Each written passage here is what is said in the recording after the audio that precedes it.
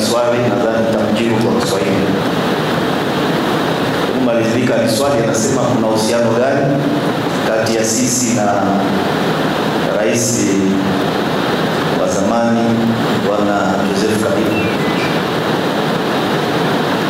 Rais Kabila ni mwananchi wa Kongo, nadhani hiyo tusiwe tunaisahau mara nyingi. Ni mwananchi wa Kongo na anakuwa na haki yake kama mwananchi wa Kongo kuwa na uhusiano yoyote na Wakongomani.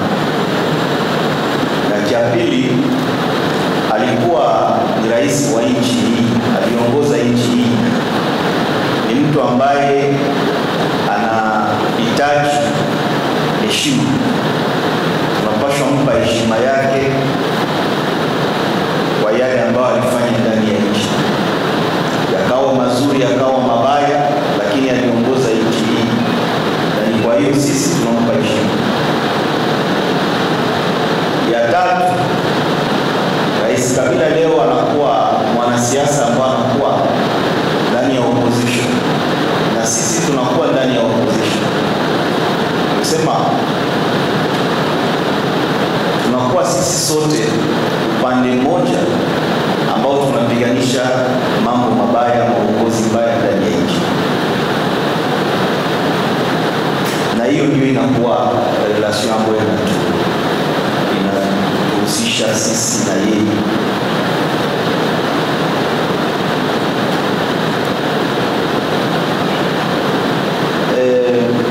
Wanasema tulirudisha wa FRDC, ndio tuliwarudisha, na wenye walikuwa wanapangwa kurudia Kinshasa walikuwa karibu 1,300 karibu.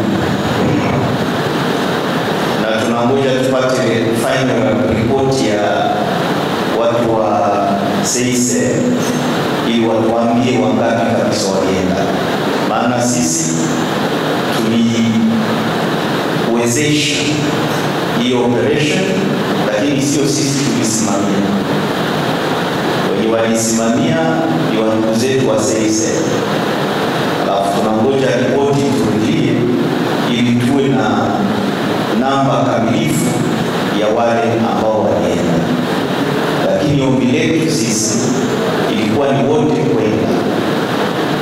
Maana walikuwa wanatatiza usalama ndani ya mji ya Goma. Kama hivyo nilisema kwa introduction, wale watu walikuwa wanatoka ndani ya kambi ya MONUSCO, wanaingia ndani ya kambi ama ndani ya mji, wanaua watu, alafu wanapatia watu wa Kinshasa kisingizio ya kuonesha kwamba ni sisi ambao tunaua watu. Na wakati ulianza operation ya kuweza kufunga watu, nadhani mlisikia watu wa Kinshasa ndio walilalamika, wanaanza kusema sisi tunafunga watu. Maana walikuwa watu wao. Na nadhani tulifanya mpango ya kuweza kuonesha wale watu ambao tulifunga, na mliwaona walijitetea wenyewe kama walikuwa ni jeshi ya FARDC, na wengine walikuwa FDLR, na wengine walikuwa wazalendo. Na ukweli mwingine wa mambo, kulikuwa pia wale ambao walikimbia ndani ya gereza ya Goma ya Munzenze, ambao nao wanachangia kwa kuleta usalama mdogo ndani ya vile ya Goma. Alafu tunakuwa wale ambao wanapewa pesa na Kinshasa kupitia mobile money ili waweze wakafanya maafa ndani ya mji.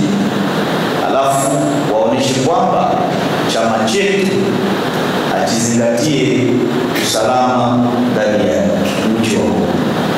Lakini jeshi letu na vikosi vyetu vyote vya usalama vinafanya yote kuweza kumaliza hii mambo na kurudisha usalama ndani ya mji wa Goma, na usalama unarudi